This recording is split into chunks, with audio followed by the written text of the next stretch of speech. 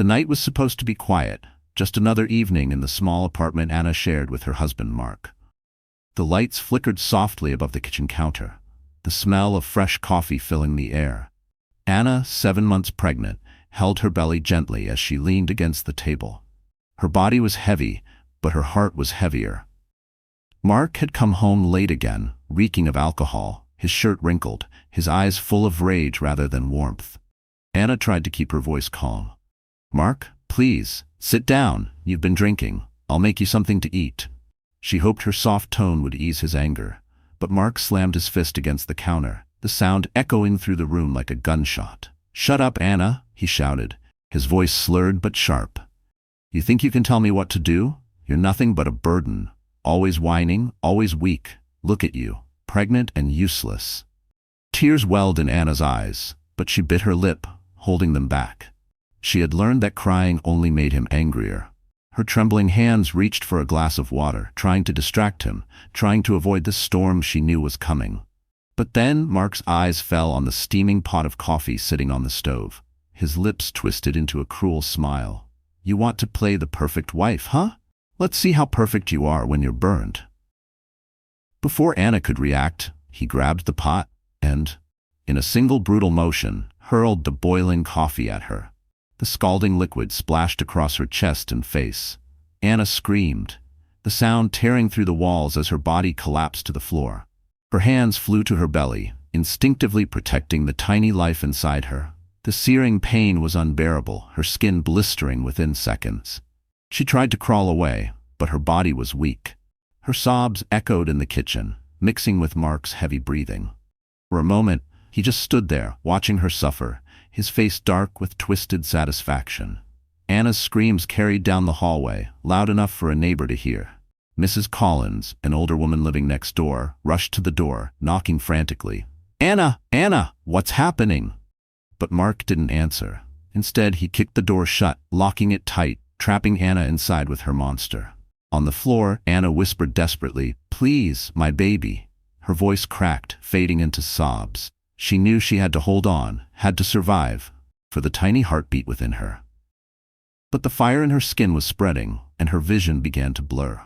Outside, Mrs. Collins reached for her phone, her fingers shaking as she dialed 911. The sound of Anna's cries made her heart race. She knew something terrible had just happened inside that apartment. What no one knew yet was that this single moment would change everything. That Anna's pain tonight would awaken a storm of justice her cruel husband never expected, because someone was about to make him pay. The ambulance sirens wailed through the night as Anna was rushed toward the hospital. Her body trembled violently, her skin red and blistered, her dress soaked with coffee and tears. 2 paramedics worked frantically beside her, placing an oxygen mask over her face. "Stay with us, ma'am. Don't close your eyes," one of them urged, his voice sharp but desperate. Anna could barely speak, but she pressed her hands against her swollen belly, whispering through the mask, "My baby. Please, save my baby." Her eyes rolled back as waves of pain coursed through her, but the thought of losing her child kept her clinging to consciousness. When they reached the emergency room, doctors and nurses swarmed around her, pushing her onto a gurney and wheeling her inside. The harsh white lights of the hospital ceiling blurred above her. The air smelled of antiseptic and urgency. Her cries echoed down the hallway, piercing the sterile silence. Dr. Patel, the attending physician, quickly examined her burns and checked her vitals. But it wasn't just Anna's injuries that worried him. He glanced at the monitor, his face tightening. "We're losing the heartbeat," he whispered urgently to the nurse. The words hit Anna like a knife. She grabbed his sleeve weakly, her voice hoarse.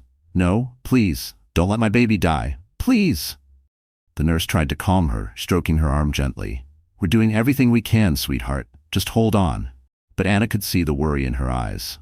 Meanwhile, Mrs. Collins, the neighbor who had called 911, stood outside the emergency room doors. She had ridden in the ambulance, shaken by the horror she'd witnessed. She paced back and forth, clutching her phone tightly. She knew she had to call someone, Anna's father. Her fingers trembled as she scrolled through her contacts. At last, she found his number. When Robert answered, his voice was calm but edged with concern. "Hello, Robert? It's me, Mrs. Collins. You need to come to the hospital." It's Anna. She's been hurt, badly. There was silence on the line. Then the sound of a sharp inhale. What happened? Her voice cracked. It was Mark. He threw boiling coffee on her. She's burned, Robert, and she's pregnant. The phone line went dead. Robert had already left, his heart pounding, rage boiling inside him. Back in the emergency room, Anna drifted in and out of consciousness. She saw flashes of the doctor's worried face, the green lines of the monitor, the sterile white walls closing in around her. Her body shook uncontrollably as she whispered her baby's name, the name she had secretly chosen but never told Mark. Suddenly, the monitor emitted a loud, continuous beep. The heartbeat was fading. The room erupted in chaos as doctors shouted commands and nurses scrambled for equipment. Anna screamed, reaching out desperately. "No, my baby. Please don't take my baby." Dr. Patel shook his head, his face grim as he worked tirelessly to stabilize both mother and child. The tension was unbearable, every second stretching into eternity. Outside, Mrs. Collins wept silently, praying Robert would arrive before it was too late. Then, as the machines blared and Anna's body convulsed in agony, the doctor's words fell like a hammer. "We might not be able to save the baby." The hospital room fell into a heavy silence. The frantic sounds of machines and rushing footsteps were replaced by a cold, suffocating stillness.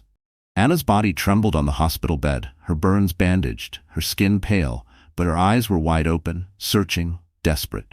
Dr. Patel removed his gloves slowly, his face etched with sorrow. He approached the bedside, lowering his voice. "Anna, I am so sorry. We did everything we could, but the trauma, the burns, the shock, your baby didn't survive." The words shattered her world. Anna gasped as though her lungs had collapsed, her hands clutching at her belly in disbelief. "No, no, that's not true. My baby is strong. My baby was moving just yesterday. You're lying." Her voice cracked into screams, echoing through the sterile white walls. Nurses moved to comfort her, but Anna fought them off, shaking her head violently. Tears streamed down her blistered cheeks, burning worse than the coffee that had scarred her skin. She clawed at the sheets, her body writhing in agony. "Please, bring my baby back. Please, God, no." Mrs. Collins, standing just outside the room, covered her mouth as tears filled her eyes. She had seen Anna pregnant, glowing with joy only weeks ago. Now she watched the young woman break into pieces, her sobs so raw that they pierced the soul. The doctor placed a gentle hand on Anna's shoulder. "You're lucky to be alive. Your body went into shock. We managed to stabilize you, but—" He hesitated. The baby's heart stopped. "I am truly sorry." Anna shook her head, her sobs turning into a hollow, aching moan. Her hands pressed against her belly as if holding on to a child who was no longer there. "I promised I'd protect you," she whispered. "Mommy promised." Her voice faded into silence as she collapsed back onto the bed, utterly broken. Moments later, the door burst open. Robert rushed inside, his police uniform still on, his face pale with terror. He froze when he saw his daughter lying there, her body wrapped in bandages, her eyes swollen with tears. "Anna!" he cried, running to her side. He took her hand gently, but she didn't look at him. Her gaze was fixed on the ceiling, empty, lifeless. "Dad, I lost my baby." The strength drained from Robert's body. For a man who had faced criminals, violence, and bloodshed for decades, nothing had ever broken him. But now, tears fell freely down his face. He pulled his daughter into his arms, careful of her wounds, holding her like she was still the little girl he once carried home from school. Robert's jaw clenched. His grief turned into fire. He knew exactly who was responsible. "Mark," he whispered, his voice low and deadly. "He did this. He will pay." Anna's tears soaked his chest as she whispered, "Don't leave me, Dad. Please don't leave me alone." Robert stroked her hair gently, his eyes blazing with rage. He kissed her forehead and said, "I'm here, Anna. I'm not going anywhere, but I swear to you, that man will never hurt you again." Outside the room, 2 police officers stood waiting, having just received Robert's orders. Their presence signaled the beginning of something Mark could never escape, because justice was already on its way to his doorstep. Robert sat beside Anna's hospital bed, his hand never leaving hers. The rhythmic beeping of the heart monitor filled the silence, each sound a reminder that his daughter was alive. But her baby, his grandchild, was gone forever. The weight of that loss pressed on his chest like a stone, but beneath the grief, a storm brewed. Anna lay motionless, her eyes swollen, her body covered in bandages. She had barely spoken since whispering the words that had torn his heart apart. "Dad, I lost my baby." Those words repeated in his mind like an echo he couldn't silence. Robert was not just a father, he was a man of the law. A decorated police officer with decades of service. He had seen murderers, thieves, and abusers. He had put countless men behind bars. But never, in all his years, had he felt such rage as he did now. Because this wasn't just another case. This was his daughter. Mrs. Collins entered the room quietly, her hands clasped tightly together. She looked at Robert with tear-filled eyes. "I heard everything. I'm so sorry, Robert. I saw it with my own eyes." Mark, he poured the coffee on her like she was nothing. "I called 911 because I thought he was going to kill her." Robert's jaw tightened, his knuckles white as he clenched his fists. "Thank you, Margaret. You did the right thing. Your statement will be critical." His voice was calm, but beneath that calmness was fire. Anna stirred slightly, her voice hoarse. "Dad, he'll come back. He'll hurt me again." Robert leaned down, looking straight into her tearful eyes. "Listen to me, Anna. I promise you. He will never lay a hand on you again. He won't have the chance." He kissed her forehead, then stood tall, his uniform catching the dim hospital light. At that moment, Robert was no longer just a grieving father, he was a commander preparing for battle. He turned to the two officers waiting outside the door. "Find him. Tonight, I want him in custody before dawn." The officers nodded, their faces grim. They knew better than to question Robert when his voice carried that deadly edge. As they left, Robert returned to his daughter's side. "Rest, Anna. Focus on healing. Leave the rest to me." Anna tried to protest weakly, shaking her head. "Dad, don't do anything reckless. I don't want you to get hurt because of me." Robert's lips tightened into a thin line. "You've already suffered enough. My only job now is to make sure justice is served. Mark made his choice the moment he raised his hand against you. He'll answer for it." Outside the hospital window, the city lights flickered in the distance. Somewhere out there, Mark was free, probably drinking, maybe even with his mistress, completely unaware of the storm about to descend on him. Robert walked to the window, staring out into the night. His reflection glared back at him, eyes burning with both grief and fury. For the first time in years, he felt powerless as a father. But as a man of law, he knew exactly what needed to be done. He clenched his fists, whispering to himself, "By tomorrow, Mark will be in handcuffs." The hospital corridor was silent, except for the distant sound of shoes squeaking against polished floors. Anna lay weak in her bed, drifting in and out of a restless sleep, while Robert stood guard like a soldier. His arms were crossed, his uniform still on, and his eyes never left the door. He knew the man responsible was still out there, and part of him wanted nothing more than to hunt him down immediately. But then, the door creaked open. Mark stepped inside. His face was pale, his eyes red, not from guilt but from a night of drinking. He carried a bouquet of cheap flowers in one hand, his movements slow, calculated. Robert's body stiffened instantly. His hand instinctively went to his holster, though he restrained himself. "What are you doing here?" His voice was sharp like a blade. Mark swallowed hard, lowering his eyes. "I just wanted to see her. I didn't mean for it to go that far. It was a mistake, Robert. I lost my temper." He set the flowers on the bedside table, their bright colors mocking the somber room. Anna stirred at the sound of his voice. Her eyes fluttered open, filled with fear. She gasped, instinctively clutching her blanket, as though it could protect her. "No, not you," she whispered. Mark raised his hands, his voice soft, almost pleading. "Anna, please, I'm sorry. I didn't mean to hurt you or the baby. It was the alcohol, it wasn't me. I swear I'll change." Robert stepped forward, placing himself between Mark and Anna. His eyes narrowed, sharp as steel. "Don't you dare use that excuse. Don't you dare stand here and act like this wasn't your choice. You threw that coffee, Mark. You killed your own child." For a moment, Mark's mask slipped. His jaw tightened, his eyes darkened. But then, just as quickly, he forced himself back into the role of a grieving husband. He dropped to his knees, tears streaming down his face. "I know I messed up. I'll go to counseling. I'll quit drinking. Just give me one more chance. Please, Anna, I love you." Anna's chest rose and fell with shallow breaths. She wanted to scream, to tell him that love doesn't burn, love doesn't kill. But her voice failed her. The trauma had stolen her words. Robert saw it clearly, the manipulation, the performance. He had interrogated hundreds of criminals in his life, and Mark was no different. His crocodile tears, his trembling hands, his pathetic apologies, they were all rehearsed, designed to exploit Anna's fragile state. Robert leaned down, his voice low and cold. "You're not here for her. You're here for yourself. But listen carefully, Mark. Your lies won't work this time. I'm not just her father, I'm the law. And I will see you behind bars." Mark's eyes flickered with panic. He quickly stood, his mask slipping again, and backed toward the door. "You can't do that. You have no proof." Robert's lips curved into a grim smile. "Don't worry, I'll get all the proof I need." As Mark fled the room, Robert turned back to his daughter, gently stroking her hair. "Rest, Anna. He's losing control, and soon he'll lose everything." What Robert didn't know was that Mark had already set his own plan in motion, one that would make the battle for justice far more dangerous. Because Mark wasn't ready to give up without a fight. Robert had spent his life piecing together evidence, solving crimes others thought impossible. Now, with his own daughter's life shattered, he knew the only way to protect her was to expose Mark completely for what he had done inside their home and for the secrets he had tried so hard to bury.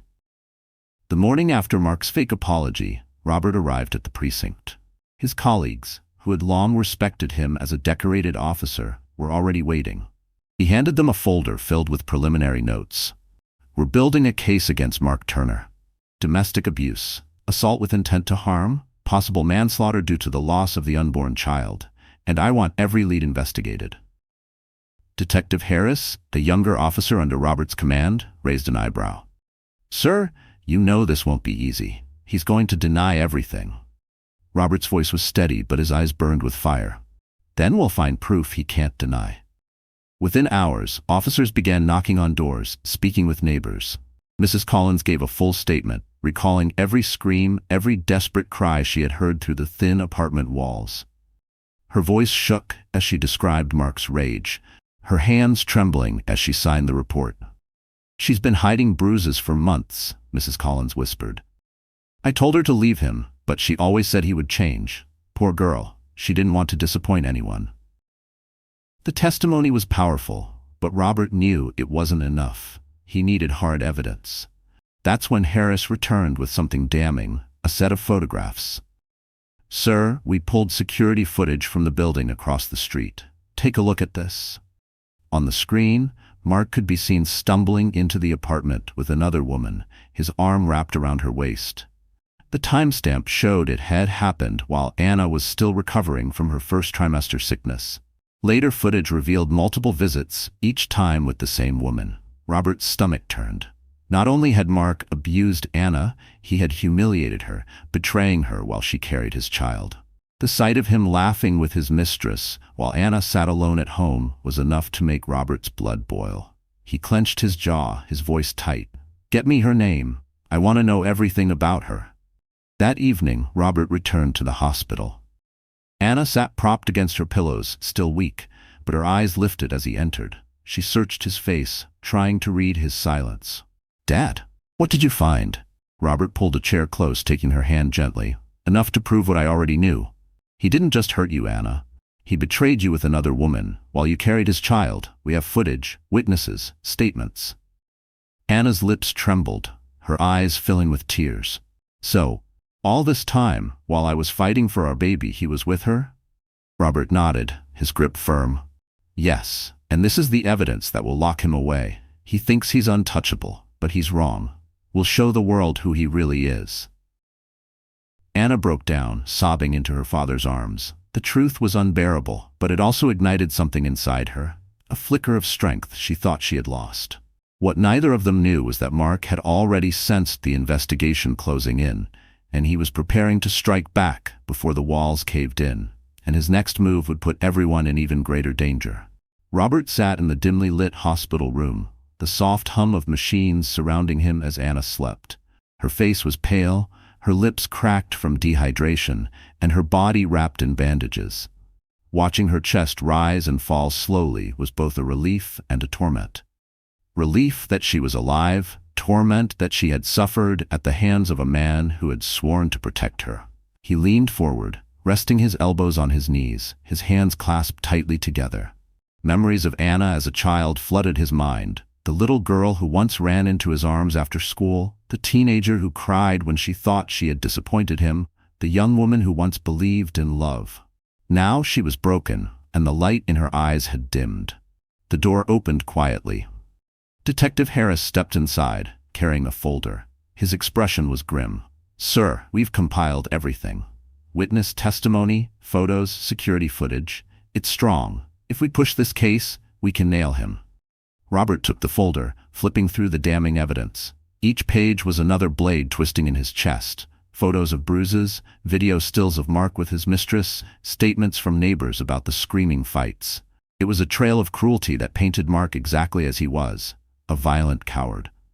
Harris hesitated. "But you know how these cases go. Defense attorneys will argue it was an accident, that the burns were unintended. They'll try to make Anna look hysterical, unstable. And with the mistress, they'll say it's irrelevant. We need Anna to testify," but his eyes softened. "She's fragile. I don't know if she can handle it." Robert closed the folder slowly, his eyes narrowing. "She shouldn't have to. She's suffered enough. This isn't just about her anymore. It's about justice." He stood, walking to the side of Anna's bed. He brushed a strand of hair from her face, his voice breaking as he whispered, "You deserved happiness, Anna. You deserved safety. But he stole that from you. He stole my grandchild, and for that—" His voice hardened, his jaw clenching.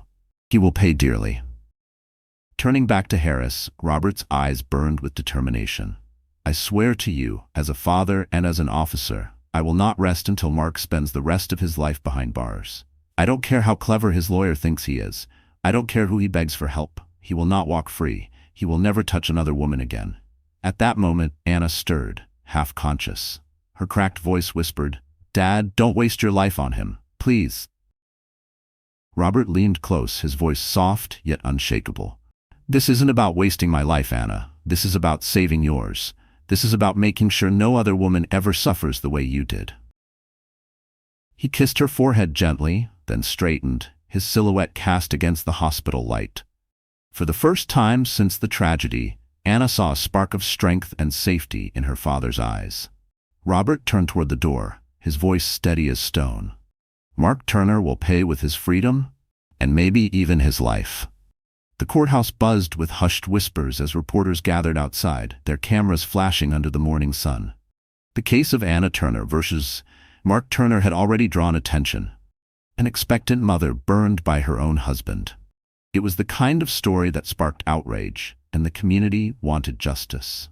Inside, Anna sat quietly in the front row beside her father. She wore a simple dress, her bandages hidden beneath long sleeves. Her face still bore faint scars, but the deeper wounds were invisible: the loss of her baby, the betrayal of her marriage. Robert sat beside her, his hand resting protectively on hers, his eyes never leaving the courtroom doors. Then they opened. Mark walked in, escorted by his lawyer dressed in a sharp suit and polished shoes. He looked nothing like the man who had destroyed Anna's life. His hair was neatly combed, his expression calm, even smug. He spotted Anna and gave a slight nod, as if daring her to believe his charade of innocence. Robert's blood boiled, but he forced himself to stay composed. This was a battlefield, and the weapon here was truth. The judge entered, and everyone rose. Once seated, the defense lawyer wasted no time. "Your Honor, my client pleads not guilty to the charges of aggravated assault and reckless endangerment. The incident in question was a tragic accident, not a deliberate act. Mr. Turner deeply regrets what happened and has come here to clear his name." Gasps echoed in the courtroom. Anna's chest tightened. Accident? How could he call it that? She saw the coffee in his hands, saw the rage in his eyes. She remembered the searing pain, the screams, the heartbeat of her baby fading. Accident? It was murder in slow motion. Robert leaned close to her ear. "Stay calm. This is just the beginning." The prosecutor rose, his tone firm. "Your Honor, the victim sustained second-degree burns after Mr. Turner threw a pot of boiling coffee directly at her. She was 7 months pregnant at the time. The child did not survive. This was no accident. We have witness testimony, security footage, and evidence of repeated domestic violence. Murmurs rippled through the courtroom as photographs of Anna's injuries were displayed on the screen. Her burned skin, the hospital records, the medical report confirming the loss of her unborn child. Anna closed her eyes, unable to look, but Robert squeezed her hand, grounding her. Mark shifted in his seat, but his lawyer quickly stood again. Your Honor, these so-called witnesses are unreliable. Neighbors overheard arguments. They cannot confirm intent. As for the footage, it only shows my client entering his building. It proves nothing. We ask that the charges be reduced. Robert clenched his fists, his jaw tightening. He could see the smugness returning to Mark's face, the belief that he could lie his way out of this. The judge leaned forward, studying the documents, then said, "The court will proceed with the evidence hearing. Until then, bail is granted." Anna's heart stopped. Bail? That meant Mark could walk free. For now. As Mark turned to leave, he glanced back at Anna, his lips curling into a cruel smirk only she could see. And in that moment, Anna realized something chilling. Mark wasn't afraid of prison. He was planning his next move. The courthouse buzz had barely settled when the doors swung open again. Heads turned, whispers filled the air, and every reporter in the room raised their cameras. A woman entered, tall, elegant, dressed in a red dress, far too bold for the somber atmosphere. Her heels clicked against the marble floor with deliberate confidence. Anna's heart dropped. She knew who this woman was even before anyone said her name. This was Claire, Mark's mistress. The woman he had wrapped his arms around in the security footage. The woman he had chosen over his wife, even as Anna carried his child. Claire strutted forward, her gaze locking with Anna's for just a second. There was no shame in her eyes, only a cruel kind of pride. She took a seat behind the defense table, close enough to brush Mark's shoulder. The smirk on Mark's face grew wider. Robert's jaw clenched so hard his teeth nearly cracked. He leaned toward Detective Harris, whispering sharply, "What the hell is she doing here?" Harris whispered back, "Defense listed her as a character witness. They're going to try and paint him as a good man who just lost control." Robert's fists balled at his sides. Good man? The sight of his daughter's burns, her empty womb, flashed in his mind. And now this woman was going to sit there and lie to protect the monster who destroyed Anna's life. The judge called for order as Claire took the stand. She crossed her legs, her voice smooth and rehearsed. "Mark is not the violent man he's being accused of. I've known him for almost a year. He's kind, generous, and patient. If something happened that night, it was because Anna provoked him. She's always been unstable, jealous, and controlling." Anna gasped, her hand flying to her chest. The words cut deeper than any wound. She shook her head violently, tears spilling from her eyes. "That's not true," she cried, her voice cracking. The judge banged the gavel. "Order in the court." Robert's rage boiled over, but he held himself back. He knew one wrong move would jeopardize everything. Instead, he glared at Claire with eyes that could pierce steel. He knew her type, a woman willing to sell her soul for a man's money, even if it meant spitting on the grave of an unborn child. The prosecutor stood, pacing slowly before the witness. "So, you're claiming Anna was unstable? That she caused her own burns?" Claire smirked. "Exactly. She was desperate to keep Mark. She probably made it worse herself just to get sympathy." Gasps rippled through the courtroom. Anna buried her face in her hands, sobbing uncontrollably. Robert placed a strong arm around her shoulders, whispering fiercely, "Don't you listen to her. The truth will come out." The prosecutor leaned closer to Claire. "Tell me, Miss Claire, where were you the night Anna was admitted to the hospital?" For the first time, Claire hesitated. She shifted in her seat, her confident mask slipping for just a moment. The prosecutor pressed harder, his voice sharp. "Were you with Mark? Did you spend the night together while his pregnant wife was fighting for her life?" Claire's lips parted, her eyes darting nervously toward Mark, and in that silent exchange, everyone in the room felt the air shift. Something wasn't adding up. Mark's smug expression faltered. He shifted uncomfortably in his seat, whispering something frantically to his lawyer. And Robert knew in his gut. Claire was hiding a secret that could destroy Mark completely. The courtroom held its breath. All eyes were fixed on Claire, the mistress whose confidence was now cracking under the weight of the prosecutor's question. She glanced at Mark, her perfectly painted nails gripping the edge of the witness stand. He stared back at her, his jaw tight, his eyes screaming at her to hold the line. But fear had already taken root in Claire's heart. The prosecutor's voice was steady, precise. "Miss Claire, where were you on the night Anna was rushed to the hospital? Answer truthfully. Remember, perjury is a crime." Claire swallowed hard, her throat bobbing. For a long moment, silence stretched through the courtroom. Then she broke. "Yes," she whispered, her voice trembling. "Yes, I was with him that night. He came to me after everything happened." Gasps filled the room. Reporters scribbled furiously, cameras flashed, and the judge banged the gavel for order. Mark's face turned red, his mask of calm shattering. He leaned forward, hissing at her under his breath. "Shut up! Don't you dare say more." But Claire wasn't finished. Tears welled in her eyes as she looked at the prosecutor, her voice growing louder. "I can't lie for him anymore. Mark told me what happened. He said he was sick of Anna, sick of being trapped with her and the baby. He bragged that throwing the coffee would teach her a lesson. He laughed about it. I can't live with that on my conscience." The courtroom erupted in chaos. Anna clutched her chest, her tears spilling freely as Robert's arm wrapped around her shoulders, steadying her. For the first time, someone besides her father was speaking the truth out loud, exposing the monster Mark truly was. Mark shot up from his seat, his lawyer tugging at his arm desperately. "She's lying. She's just bitter because I wouldn't leave my wife for her." His voice cracked, panic breaking through. The prosecutor stepped closer to the witness stand. "Miss Claire, did Mark ever show remorse for what he did to Anna and the unborn child?" Claire shook her head, her voice shaking. "No. He said it was Anna's fault. He blamed her for everything. He said the baby was a mistake." The words struck Anna like a blade to the heart. Her sobs echoed through the silent room, but Robert pulled her tighter against him, his eyes locked on Mark with a fury that could burn stone. The judge slammed the gavel again. "Order. Order in this court." Mark's lawyer was pale, flipping frantically through his notes, but the damage was done. Claire had just detonated the bomb that destroyed the defense's case. Robert leaned forward, his voice low enough for only Anna to hear. "He's finished. Do you hear me? That coward is finished." But even as Claire stepped down from the witness stand, her hands shaking, Robert's instincts told him something wasn't right. Mark wasn't the type to accept defeat quietly. Mark sat back down, his chest heaving, his fists clenched so tightly his knuckles turned white. His eyes didn't follow the judge or the jury. They didn't linger on the prosecutor.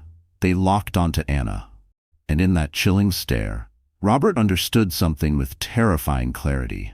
Mark wasn't done fighting. He was planning revenge. The air inside the courtroom was thick with tension. Reporters leaned forward, pens scratching furiously, cameras poised to capture the moment. Every seat was filled, the entire community waiting to hear whether justice would finally be served. Anna sat between her father and Detective Harris, her hands trembling in her lap. Her heart pounded so hard she thought it might burst. She had dreaded this day, but she also prayed for it. The day her abuser would no longer walk free. Mark sat across from her, his jaw tight, his eyes dark and unrelenting.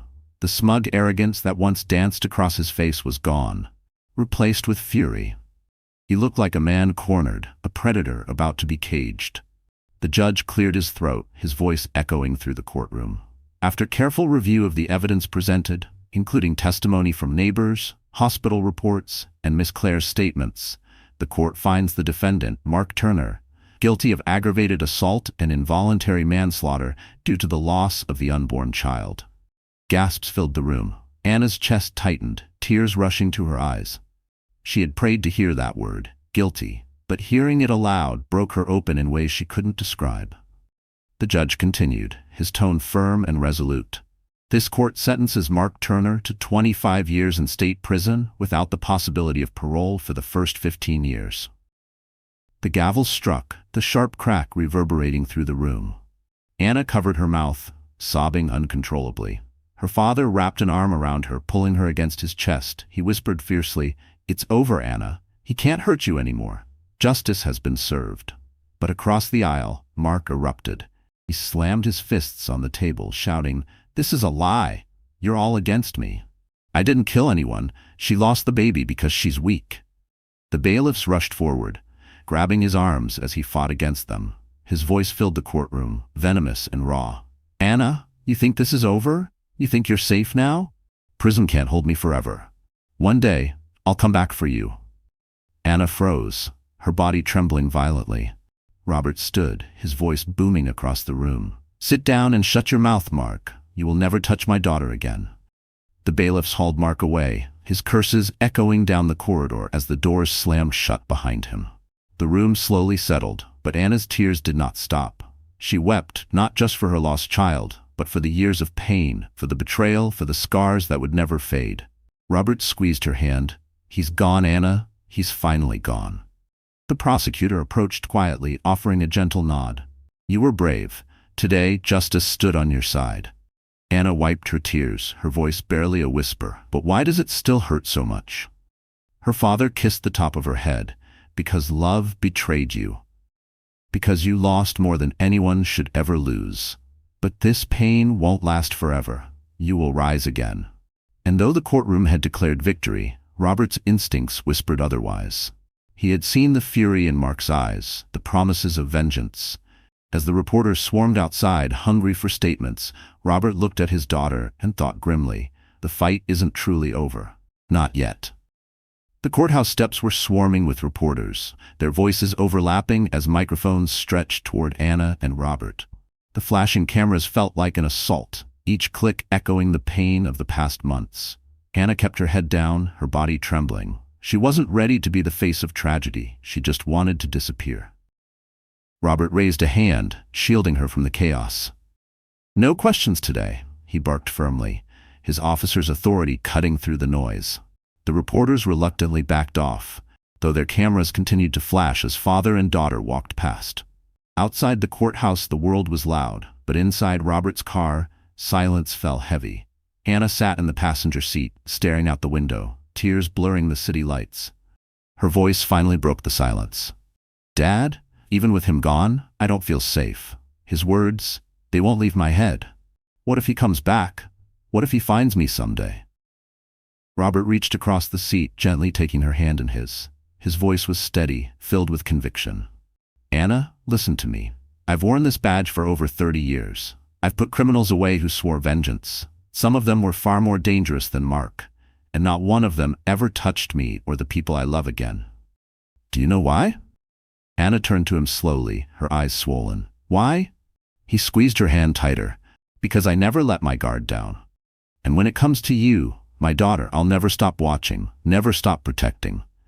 You've already endured the worst. From this day forward, I will dedicate every breath I have to keeping you safe. That's my promise." Anna's lips trembled, her tears spilling freely again. She collapsed against his shoulder, sobbing into his chest like a little girl. Robert held her tightly, stroking her hair, whispering, "You're not alone, Anna. You never will be. Not while I'm alive." For a long while, they stayed like that, father and daughter bound by grief, but also by unbreakable love. It wasn't the kind of comfort that erased pain, but it was enough to plant a fragile seed of hope. Later that night, Robert drove her back to his home, a place she hadn't lived since her teenage years. The familiar creak of the front door, the scent of her mother's old roses still lingering in the hallway, wrapped her in bittersweet memories. "From now on, you'll stay here," Robert said firmly as he set her suitcase down. "This is your home again. No one will touch you here." Anna nodded silently, her eyes scanning the living room where countless childhood memories lingered. For the first time in months, she felt a flicker of safety, of warmth. But as Robert tucked her into bed that night, his mind replayed Mark's last words in the courtroom. "Prison can't hold me forever." He brushed a strand of hair from Anna's forehead and whispered, "Sleep, my girl. I'll keep watch." Yet even as he stood guard, Robert couldn't shake the gnawing thought. What if Mark's threats weren't empty? What if his reach could extend even beyond prison walls? Weeks passed after the sentencing, but for Anna, time felt frozen. Each morning she woke in her father's home, surrounded by the familiar walls of her childhood. Yet nothing felt the same. The house was safe, yes, but her heart was a battlefield where hope and despair clashed endlessly. Her days blurred together. She spent hours staring out the window at the garden her mother once tended, watching the roses bloom and wither. She barely ate, barely spoke. The once bright woman who dreamed of being a mother was gone, replaced by someone hollow, someone who carried only memories of pain. Her father tried to bring her comfort. Robert would sit with her at the breakfast table, gently urging her to eat. "Anna, you have to take care of yourself," he'd say, his voice soft but firm. But she only pushed food around her plate, whispering, "What's the point?" At night, the nightmares came. She woke drenched in sweat, her hands clutching her belly, convinced she could still hear her baby's heartbeat fading away. She screamed sometimes, startling Robert awake from his own restless sleep. He rushed to her room each time, holding her until the tremors passed. "It's over, Anna," he whispered, though he knew the truth. For her, it wasn't over at all. The loss of her child was a wound that refused to heal. Every time she saw a mother pushing a stroller on the street, her chest ached. Every time she heard the faint cry of a baby, her hands shook. She avoided parks, avoided people, avoided life itself. Love, once something she believed in so fiercely, now felt like a cruel illusion. She replayed the moments with Mark, his early smiles, his promises, his vows of forever, and then the boiling coffee, the insults, the betrayal with Claire. Trust had become poison. How could she ever believe in another man's love when the last one had destroyed her so completely? One evening, Robert found her sitting in the dark living room, staring at the empty cradle she had brought from her apartment. She had insisted on keeping it, even though it tore her apart. "Anna," he said softly, kneeling beside her, "you can't keep punishing yourself like this. You're not to blame." Her voice cracked. "But I failed, Dad. I couldn't protect my baby. I couldn't even see what kind of man Mark really was.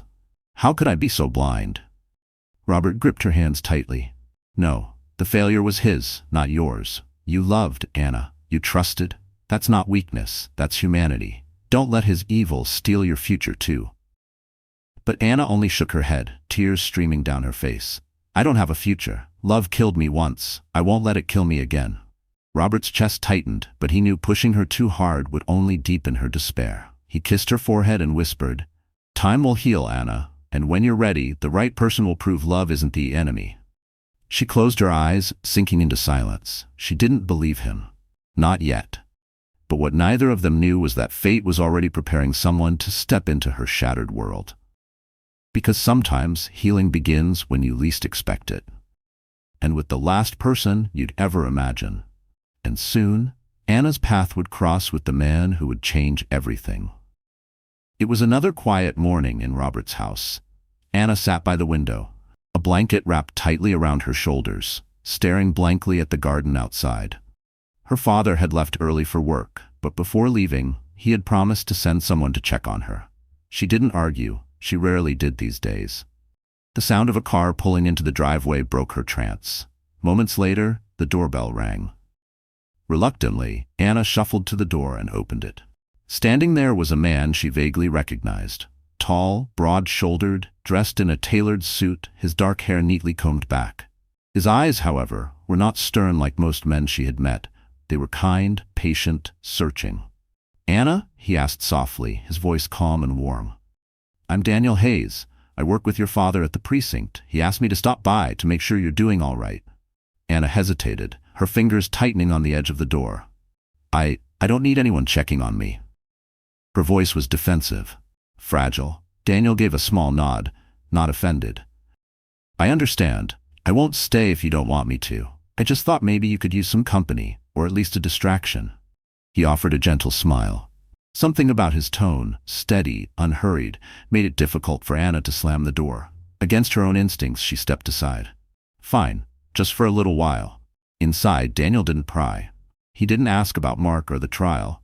Instead, he noticed the stack of unopened mail on the counter and quietly began sorting it, setting bills aside and discarding junk mail. He walked to the kitchen, filled the kettle, and asked, "Would you like some tea?" Anna blinked. No man had ever moved through her space so respectfully, so naturally. She almost said no, but the words caught in her throat. "Yes. Thank you." As the kettle whistled, Daniel spoke about small things. The traffic that morning, a new case at the precinct that wasn't nearly as dramatic as the newspapers made it sound. He even joked about how Robert, despite his tough exterior, was notorious for sneaking donuts into morning briefings. For the first time in weeks, A faint smile tugged at Anna's lips. When he noticed, Daniel didn't point it out. He simply set the tea in front of her and said, "There, a little warmth never hurts." They sat in silence for a while, sipping tea. It wasn't uncomfortable, it was peaceful. Something Anna hadn't felt in a long time. Finally, Daniel stood. "I'll stop bothering you, but I'll check in again tomorrow if that's all right. Not because your father asked, because I'd like to." Anna's instinct was to say no, to keep her walls high, but instead she found herself nodding. "Okay." Daniel's smile deepened just slightly before he left. As the door closed, Anna sank back into her chair, confused by the warmth spreading through her chest. She told herself it was nothing, just politeness. She couldn't risk opening her heart again. But deep down, she knew Daniel wasn't like the others. He carried something different.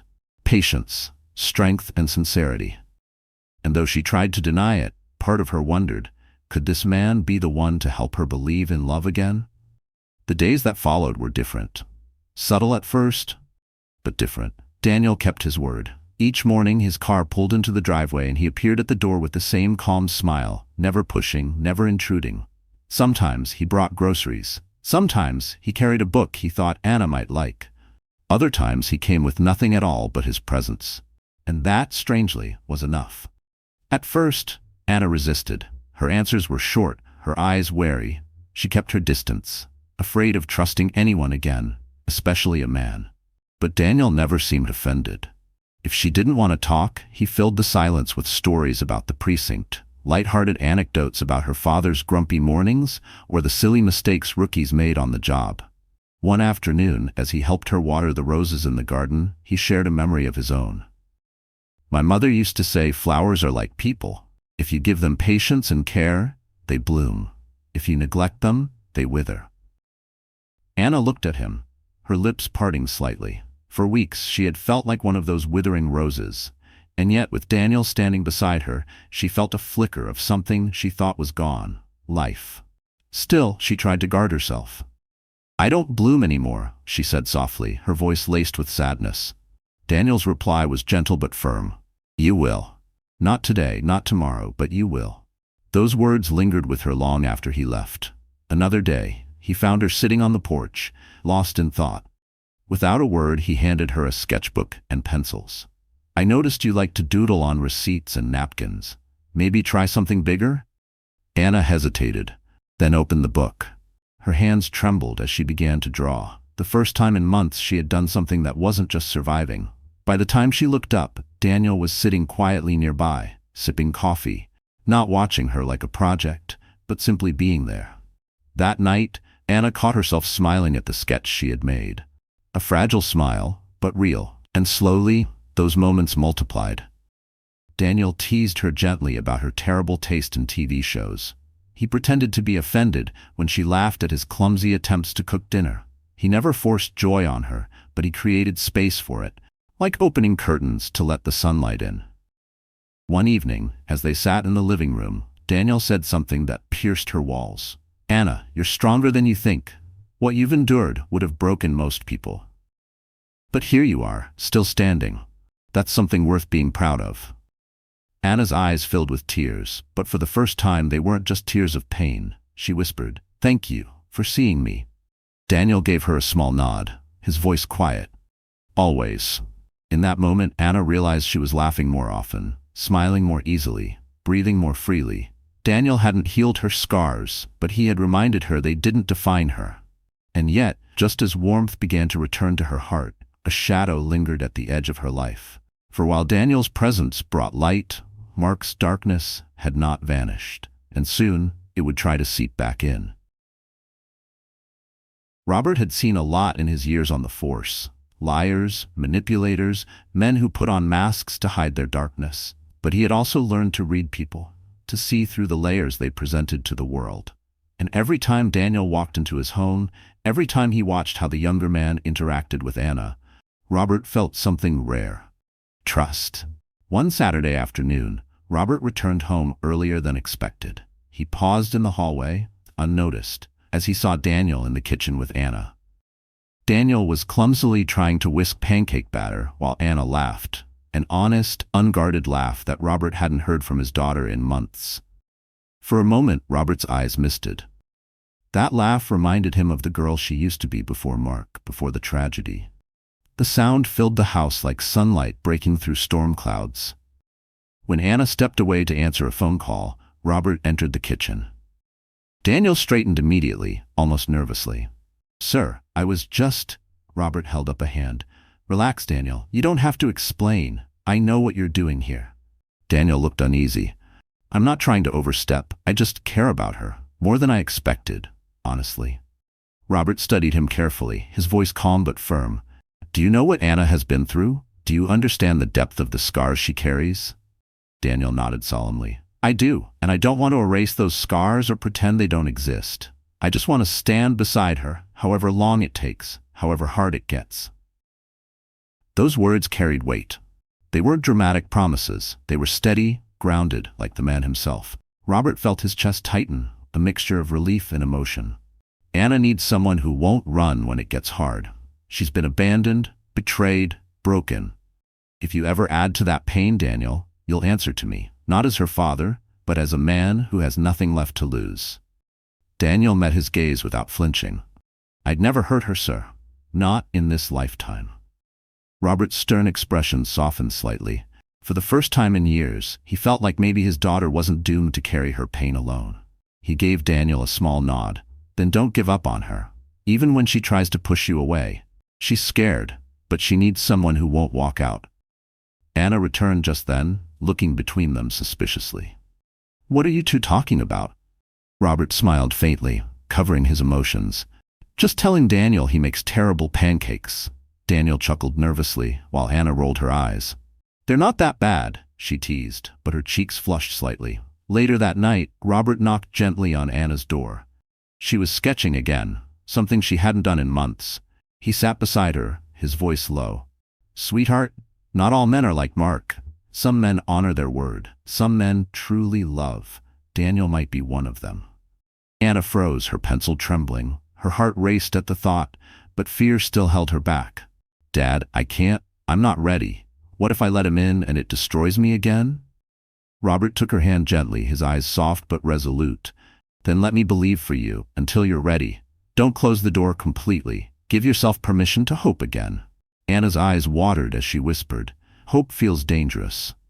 Robert kissed her forehead, whispering, "Sometimes hope is the only thing that saves us." What Anna didn't know was that hope was about to be tested, because a letter was already on its way, carrying Mark's name from inside prison. The weeks passed gently, and with them Anna's walls began to lower. It wasn't sudden, like a door flung wide open. It was gradual, like sunlight filtering through curtains, warming a room she thought would remain cold forever. Daniel remained steady through it all. He never pushed, never demanded. He simply showed up, whether it was to cook a simple dinner, walk with her through the garden, or just sit in silence when words were too heavy. His presence was a constant reminder that not every man's love was a weapon. One crisp autumn afternoon, they walked through the park near Robert's house. Leaves crunched under their feet, the air smelled faintly of pine, and for once, Anna wasn't drowning in memories of pain. She found herself watching Daniel as he spoke about his childhood, about fishing trips with his grandfather, about how he had joined the police force to make a difference. "You're lucky," Anna said softly, her eyes on the ground. "You had people who believed in you." Daniel glanced at her, his expression tender. "And you didn't?" She hesitated, then shook her head. "Mark never believed in me. He only tore me down. Even when I carried his child, he made me feel worthless. I thought love was supposed to build you up. I was wrong." Daniel stopped walking. He turned to her, his voice steady but full of emotion. "Anna, you weren't wrong. Love is supposed to build you up. You just gave your heart to the wrong man. Don't let his cruelty rewrite what love is meant to be." Her throat tightened, tears threatening. "And what is it meant to be?" she whispered. Daniel stepped closer, his voice lowering. "It's meant to be safe. It's meant to be patient. It's meant to make you feel seen, not invisible. If you let me, I want to show you what that feels like." Her breath caught, her chest rising and falling quickly. For a moment, she wanted to run. Fear screamed at her to shut down, to protect herself. But then she saw his eyes, steady, unwavering, filled not with hunger or control, but with respect and care. and for the first time in years, Anna allowed herself to hope. That evening, back at the house, Robert noticed the change. The way Anna smiled a little longer, the way Daniel's hand brushed against hers without her pulling away. He said nothing, but his heart swelled with quiet relief. Later, on the porch under the soft glow of the moon, Daniel finally spoke what had been in his heart all along. "Anna, I'm falling in love with you. Not the broken pieces, not just the pain, but all of you. And I'll wait as long as it takes for you to believe it." Tears spilled down her cheeks, but she didn't turn away. She whispered, her voice trembling, I think I'm falling too." Their hands intertwined, fragile but real, marking the start of something new. But just as Anna allowed herself this fragile happiness, Robert walked out holding an envelope. His face was pale, his voice grave. "Anna, this letter came from the prison today." He handed it to her. The sender's name burned her eyes. It was from Mark. The day of the wedding was nothing like the one Anna had once imagined as a young girl. There were no glittering chandeliers, no grand halls, no endless rows of guests. Instead, it was held in the small church her mother used to take her to as a child, a place filled not with extravagance but with peace. Anna stood in front of the mirror inside the modest dressing room. Her gown was simple, ivory with lace sleeves, not too flashy, not too heavy. She had chosen it that way, because this wasn't about spectacle. This was about starting again. Her fingers brushed the fabric nervously, her reflection almost unrecognizable. For the first time in years, she looked not broken, but whole. Robert entered quietly, his eyes softening as he saw her. For a long moment he didn't speak, just looked at his daughter, tears glistening in his eyes. "You look like your mother," he finally whispered, his voice thick. Anna's lips trembled into a small smile. "Do you think she'd be proud of me, Dad?" Robert stepped forward, kissing her forehead gently.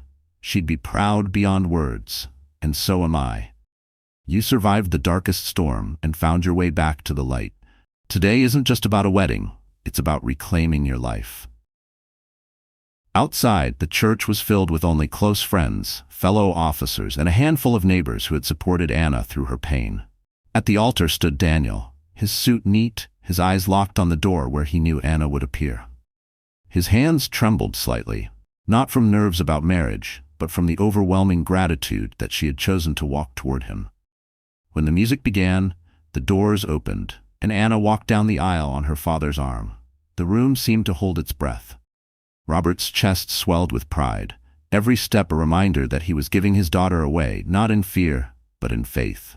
Daniel's eyes filled with tears as she drew closer. To him, she wasn't a victim anymore. She was strength, beauty, and resilience embodied. When they finally stood together, the pastor's words faded into the background. It felt like the world had shrunk to just the two of them. Daniel squeezed her hand gently, whispering, "You're safe with me, always." Anna's eyes glistened, her voice steady but emotional. "And I choose you, Daniel. Not because I'm afraid, not because I'm broken, but because with you, I finally feel whole again." The vows were spoken, the rings exchanged. When the pastor declared them husband and wife, the room erupted with applause. But for Anna, the loudest sound was the quiet beating of her own heart, steady, hopeful, alive. Robert wiped his tears discreetly as he watched them kiss. His daughter, once shattered, now stood in the arms of a man who would cherish her. For the first time since tragedy had struck, Robert felt at peace. The reception was small, filled with laughter and clinking glasses. Anna danced with her father, then with her new husband, each step a declaration that the past no longer owned her. But as the night wound down and the couple prepared to leave, Robert received a call. His face darkened as he listened, then glanced toward Anna and Daniel, who were laughing together under the glow of lanterns. He hung up the phone, his jaw clenched. The message was clear and chilling. Mark had escaped from prison. Weeks after the wedding, the house was filled with a warmth Anna hadn't felt in years. Laughter echoed through the halls. The scent of home-cooked meals lingered in the kitchen, and for once she woke each morning not with dread, but with gratitude. Daniel had kept every promise. He was attentive, gentle, and unwavering. He never raised his voice, never made her feel small. Instead, he celebrated her, reminding her each day that she was more than her scars. Robert, too, seemed lighter now, often joining them for dinner, smiling more than he had in a long time. Then, one morning, Anna stood in the bathroom staring at a small test in her trembling hands. Two pink lines stared back at her. For a long moment, she couldn't breathe. Her heart pounded, her knees buckled, and she sank onto the edge of the bathtub. Pregnant. The word filled her with both terror and joy. Memories of her first pregnancy, the excitement that turned to horror, rushed back, but this time was different. This time she wasn't alone. She had Daniel. She had her father. She had safety. Tears streamed down her cheeks as she whispered, "My baby, we're going to do this right this time." When she told Daniel that evening, his reaction was immediate and overwhelming. His eyes widened, then filled with tears. He pulled her into his arms, laughing through his sobs. "Anna, this is the greatest gift you could give me. I promise you, I will protect both of you with everything I have." Anna clung to him, sobbing into his chest. "I'm scared, Daniel. What if something goes wrong again?" He cupped her face, his voice steady. "Nothing will go wrong. Not this time. We'll go to every appointment together. We'll prepare for every possibility. And no matter what happens, you'll never face it alone." Robert's reaction was just as emotional. When Anna told him, his eyes filled with tears he didn't bother to hide. He hugged her tightly, whispering, "I lost one grandchild, Anna, but I won't lose another. This child will grow up safe, loved, and proud of the woman who brought them into the world." For the first time, hope didn't feel like a dangerous dream. It felt real. The nursery was repainted, baby clothes folded neatly into drawers. Daniel often placed his hand on her belly, talking to the baby as if they could already hear him. At night, Anna fell asleep to the sound of his steady breathing, comforted in ways she had never known before. But peace is fragile. Late one evening, as Daniel and Anna sat on the porch sipping tea, Robert arrived unexpectedly. His face was tense, his eyes sharp. He sat down heavily, looking at them both. "I haven't wanted to burden you," he began, his voice low, "but you need to know the truth. Mark escaped from prison 3 weeks ago. We've been tracking him, but he's gone off the grid." Anna's teacup slipped from her hand, shattering on the wooden porch. Her breath came in short gasps, her hands instinctively wrapping around her belly. Daniel wrapped an arm around her shoulders, his jaw set like stone. "He won't touch her. He won't touch our child. I'll die before I let that happen." And though Robert placed a reassuring hand on his daughter's knee, his words carried the weight of a storm. "Mark is coming. It's only a matter of time." The months passed in a blur of tension and hope. Robert doubled security around the house, never allowing Anna to be alone. Daniel stayed close, his protective instincts heightened by the knowledge that Mark was out there somewhere, waiting. But amid the shadow of fear, life still grew inside Anna, a heartbeat stronger each day, reminding them all that hope was more powerful than hate. The night came when Anna went into labor. The storm outside rattled the windows, rain lashing against the roof. But inside the hospital, the world narrowed to one room where she clutched Daniel's hand with every contraction. "You're doing amazing," Daniel whispered, brushing sweat-soaked hair from her forehead. His voice was calm, but his eyes glistened with tears. "Just a little longer, love. Just a little longer." Robert stood at the corner of the room, his uniform still on, pacing like a man preparing for battle. He had faced armed criminals and walked through fire, but watching his daughter fight for life again tested every fiber of his strength. "You've got this, Anna," he whispered. "Your mother would be so proud." Hours later, a cry pierced the room, the sound of new life. The doctor smiled, lifting the tiny, wriggling baby into Anna's arms. "Congratulations, it's a girl." Anna's sobs broke free as she cradled her daughter against her chest. Her tears fell onto the baby's soft skin, each drop a mixture of sorrow for the child she had lost and gratitude for the one she now held. "My baby," she whispered, her voice trembling with joy. "You're safe, you're loved, you're ours." Daniel bent low, kissing both Anna and the baby, his tears soaking her hair. "You've made me the happiest man alive." Robert finally stepped forward, his tough exterior crumbling. He touched the baby's tiny hand, his voice breaking. "Welcome, little one. You'll never know the kind of darkness your mother endured, not while I breathe." For the first time in years, the weight of grief lifted from the room. Love and new beginnings filled the space where despair had once lived. Days later, the family gathered back at Robert's house.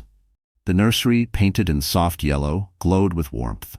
Anna sat in the rocking chair, her daughter nestled in her arms. Daniel stood beside her, one hand on her shoulder, the other resting gently on their child. Robert leaned against the doorway, his heart swelling with pride. The threat of Mark lingered, yes, but Robert had vowed he would never reach them. And deep down, Anna knew that this time her family was stronger than any shadow from the past. As the baby yawned and curled into sleep, Anna looked up at Daniel and Robert. "I thought my life was over. I thought love was nothing but pain. But now I see it differently. Love is healing. Love is strength. Love gave me you too, and now her." Daniel kissed her forehead tenderly. "And love will protect you forever." Robert nodded, his voice steady but emotional. "Justice was served, Anna, but this is the real victory. You survived. You rose again. And now you have everything you deserve."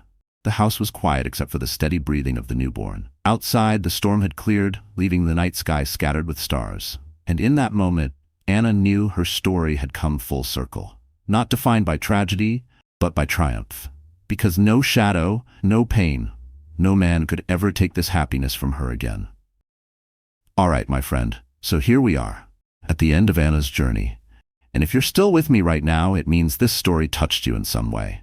Maybe it reminded you of your own struggles, or of someone you love who has been through pain. What Anna's story shows us is simple but powerful. Suffering does not define us. Our response does. Like the Stoic philosopher Epictetus once said, "It's not what happens to you, but how you react to it that matters." Anna lost everything, yet she rose again. She found healing in love, strength in family, and peace in resilience. And maybe that's a reminder for us all, that even in the darkest nights, we can choose not to let bitterness win. So if this story moved you, don't just keep it inside. Share it with someone who needs hope today. And of course, like this video, subscribe, and join our family, because together we can keep telling stories that heal hearts and change lives.